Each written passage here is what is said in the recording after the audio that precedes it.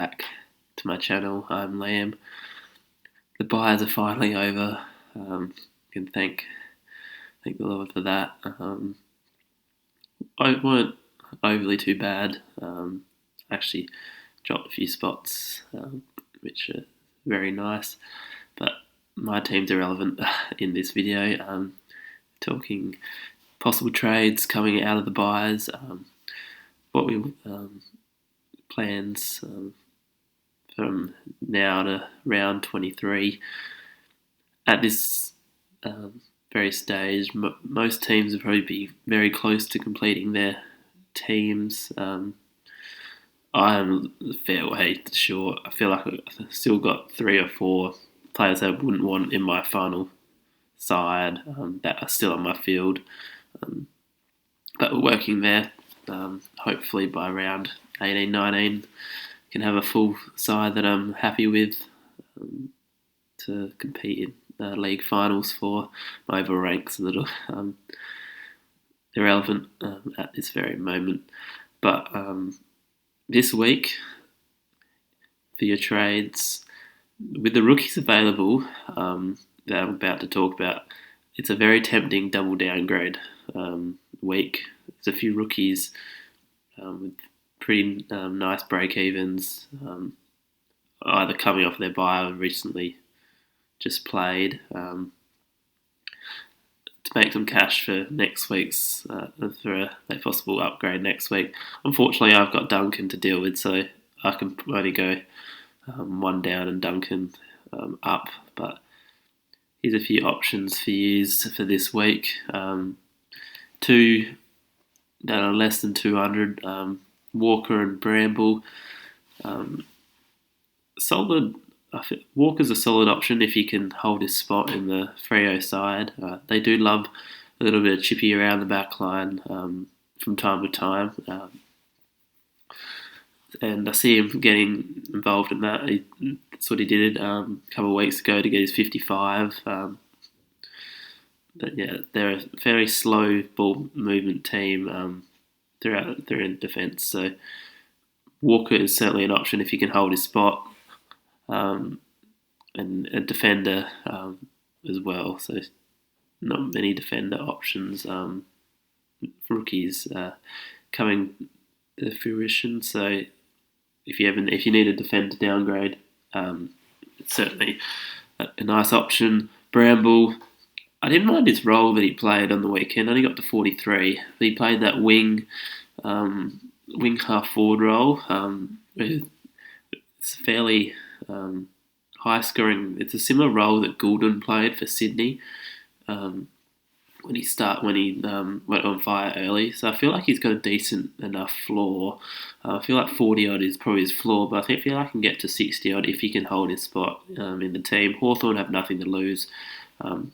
I don't see him probably losing his spot. Clarkson likes to play. Doesn't usually likes to play. He's played his rookies in the past when Hawthorn haven't been near the top of the table. So I feel like Bramble is a solid option in the midfield if you want to bring him in. There is another midfielder that for 50k more, which I ideally want to bring in over Bramble this week. That's Edwards. Like his role on the wing, and I feel like you can nearly be comfortable playing him on field if you've still got that D8 spot, M8 spot open. Loves a +6, and West Coast do like to chip it around a bit on that wing side, so he's certainly an option I really like and thinking of bringing in this week. Foley is another West Coast player. His average looks 54, but he was the sub in the first game he played and scored single figures. So he's pretty much gone, I think, 75 in the last 2. Another very solid defender option. I missed him. I only just realised just then. But I just don't know West Coast injury concerns. The same with Edwards, with players coming back, how that's going to affect. It's going to certainly affect their job security. their scoring might be a little impacted as well. But while they're still in the team, Foley and Edwards are certainly great options. Amadi is. I feel like most people jumped on him after the first week. I missed him, but so I'd probably let him go now. But 260 is a solid downgrade for Flynn in the ruck on the bench. If you want to get rid of him, or just someone that you can actually play on field at F6, I would nearly feel comfortable with that to go into round 15 with. Just either downgrade from like a Robertson from Brisbane or Rowe. I don't have anyone there. Or Thilthorpe, Treacy I'd still hold for a little bit. But any downgrade, Marnie's a solid option for. Reeves, I'll go Abadi over him. I don't see him getting back in the side anytime soon. Might be wrong with that, but I don't. And Max Lynch is an interesting one. I don't feel like he's an option with Grundy, I believe, coming back this week from what I've heard. So Lynch probably goes out of the side. Or even if he stays in the side, I don't think he has the scoring. I don't think he'll score the 60s that he has been. So those are the rookie options this week. Pretty decent crop compared to previous weeks. So I feel like a double downgrade is a solid option this week for cash flow for later rounds. Because if you look at you'd probably prefer a Lloyd or a Mills over a Harms or a even just a 750 cut like a Brayshaw. You prefer like a Took or a Parrish or a Bond or a Macrae or a Taranto. You prefer them. That 100k is fairly handy late on the season and can reap you pretty good rewards at the back end of that season. So those are the rookie options. I don't see anyone in those other price brackets. This 500k one is an interesting bracket. I do really like Nick Haynes in defence. I'm not going to bring him in because I've got no defender slots open, but he's a decent little stepping stone / a D6 keeper. With Phil Davis back, it opens him up to play a more free role. Doesn't have to play on a key defender. And loves the cheeky little +6 in the back line. Giants do love a bit chip around. Whitfield and Kelly and Taranto benefited with that last week, and Haynes did as well. There was cases where he just got free +12s, just kick it to someone and then receive it not too long after. So, and they're good to watch as an AFL Fantasy fan. So he's probably one of the best mid-price options. One that I would refrain to do, but Jordan De Goey is form in the last couple of weeks, playing more of a midfield role at Collingwood. I don't know what with the new coach how this will change, but if he does keep this same role, he's a solid F6 option to complete your team if you don't have any other. If he's got some forward spots and not much cash to work with, he's certainly an option. Houston, possibly, but I prefer Haynes over him. Houston has hit a little bit of form, but he tends to have an off game here and there and ruins weeks. So just be wary on that. And Blitzharv's new little role in the rucks has reaped him some nice couple of scores over the last few weeks. But just history-wise, just don't overly have a lot of trust with Blitzharv's. Preferably want to go up to a 750k. If you want a mid-price, I'd probably go in Haynes at 500. These 580 brackets a bit iffy. It's not a mid-price, but it's not a primo at the same time. So that's my thoughts on that. 600k. Let's start with the defender premiums. Chris Mayne, I actually really like his role at Collingwood. is the Zeeble of Collingwood.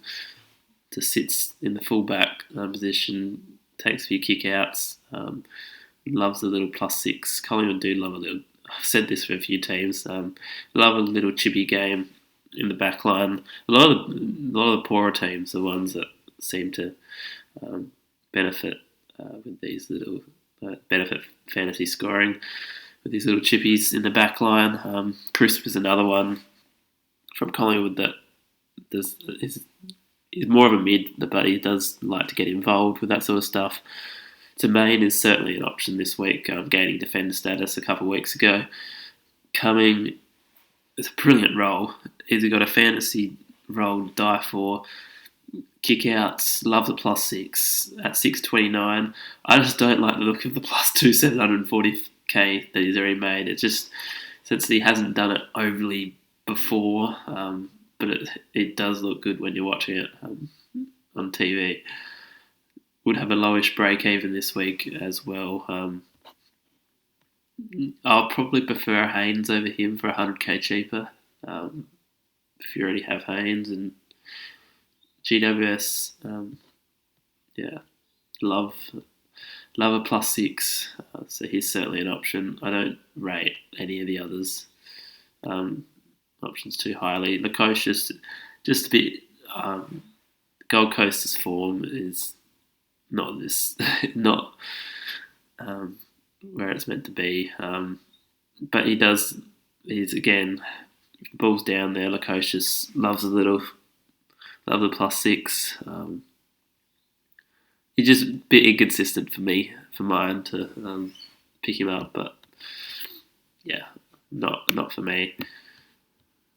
These are probably the more defenders you want to target, along with Stewart and Whitfield.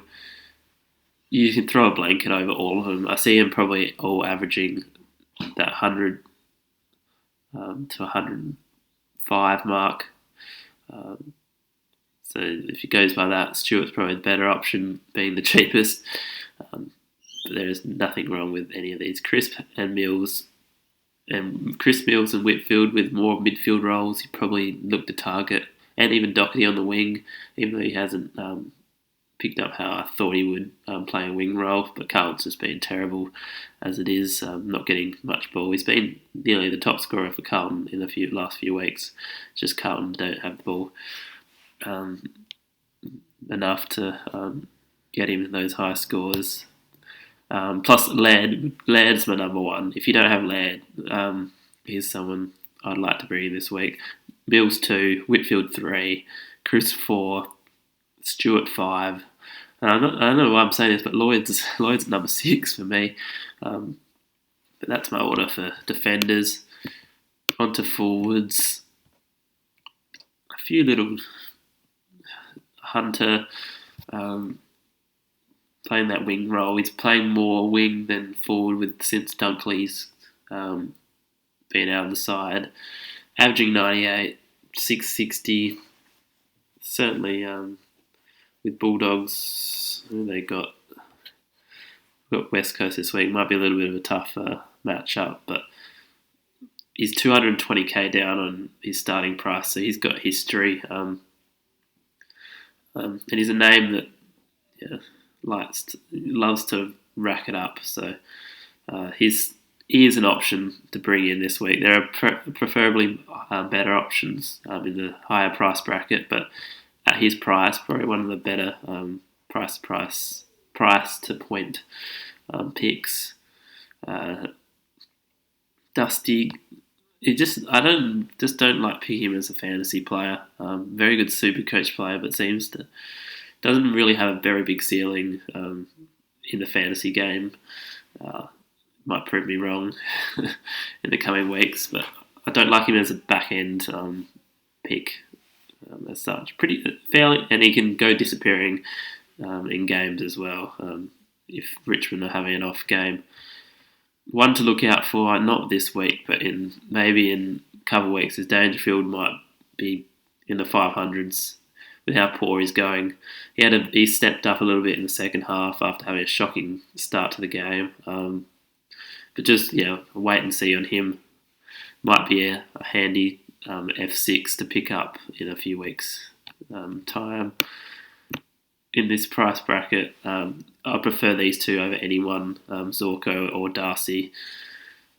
Darcy's hit amazing form in the ruck in the past few weeks with a very low break even. I know the 211k up scares me a little bit, but if Grundy is still out, it's certainly a brilliant ruck option to bring in.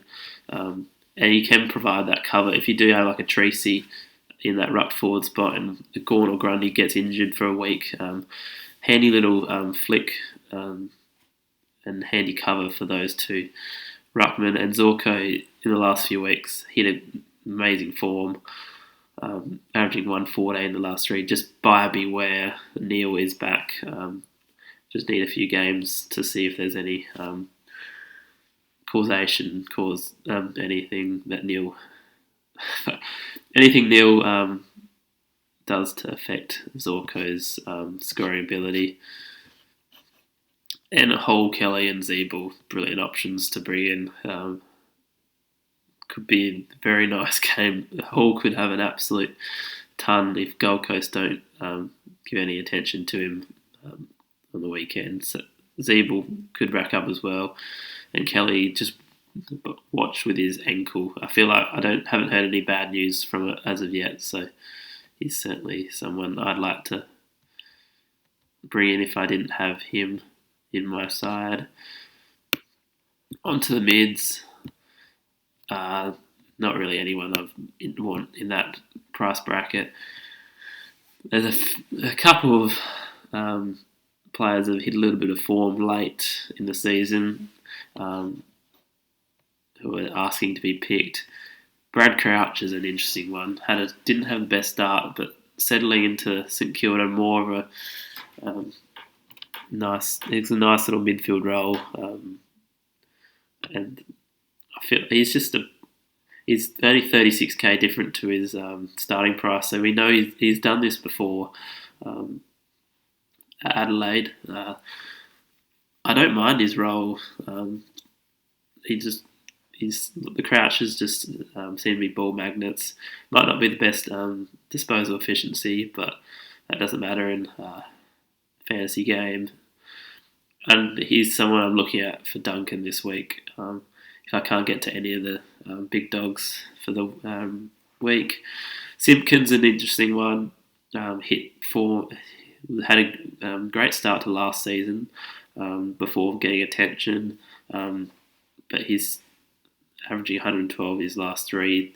Playing again at Tassie this week, and where he's had 30 touches in all three games he's played there. Certainly a unique option, and as a North supporter, he's stepped up a little bit in the last few weeks. I'll probably go Crouch over him, but I feel like he's probably number 2 out of this lot. West Coast with Shuey possibly back. I don't know how that might affect the Red and Sheed picks just a little bit. Lockie Neal, a bit of talk with him. I'm just worried this week with the O'Connor tag that O'Connor's going to go straight to Neil this week. I don't see him going more than 75, to be honest. He doesn't deal with the tag well. Neither do most players, but O'Connor's done some very good jobs before on Neil. And I see it happening again. Geelong won last time with him tagging Neil, so I feel like they'll do it again. So Neil will be a very nice option in a couple of weeks' time, I feel. It'll be probably 660, 670, my prediction, a couple of weeks. So I'll wait till then to bring him into my side. This 800k price bracket, you just chuck a blanket over all these players, along with McRae, Taranto and Mitchell. Out of this lot, I feel like Mitchell's the best dollar for point player that's on this list. He's slowly hitting peak form that he did back a couple of years ago. He loved the ball in his hands, loves a tackle. there's a bit of wariness of a tag this week. I forgot who they were playing, but there was GWS with De Boer. Yeah, might just scare a few people off. It might scare me off putting the captaincy on him this week. But he does have a fairly lowish break even after a couple of 125 pluses. But just beware, it might not be the best this week, but certainly from then on, a great pick. Took Miller's just shocked everyone. He seems untaggable. Boat tried to go with him, couldn't do anything. Playing North this week, North won't tag. See him doing similar numbers. Probably a very popular captain this week. It's just hard paying 900k for a player that just hasn't been there before. Similar to a Parish, paying 900k for someone who's had a big spurt this season. Even though Miller's done it before, just hasn't done it at this capacity. But I want Miller at the end of the season. I don't know how I'm going to get him, but if you can get to him, I'll do it. His best mid, along with McRae as well. Those two, it'd be nice to have those two at 1 and 2 at the end of the season. Lions, I thought Neil might affect him a little bit, but seems to have not. And with Neil getting the tag this week, he's certainly an option with for a good score this week, as there'll be more ball for him. Loves the cheap kick in the back line. Him, Parish, Miller, McRae, Taranto, you just love Josh Kelly, Whitfield. All those blokes just love a cheap kick. I don't count how many plus sixes they've got in the back 50. It's incredible. But it's nice to see as a fantasy owner this week. So good luck with your trades. I'm happy to help any queries of what you're planning on doing this week until Thursday, where I'll give preview of what I'm planning on doing. At this moment, it's pretty obvious for me. I'm going to go downgrade probably Robertson to Edwards, and then looking at Duncan up to... I'm tempted to bring in Took Miller this week, but it's just hard to pay up for someone, especially with me not having the best cash generation. It'll be much more tempting to go to a 700k, like save 150k to utilise in the coming weeks. I'll have a think about what I'm going to do with that. So till then, have a good one.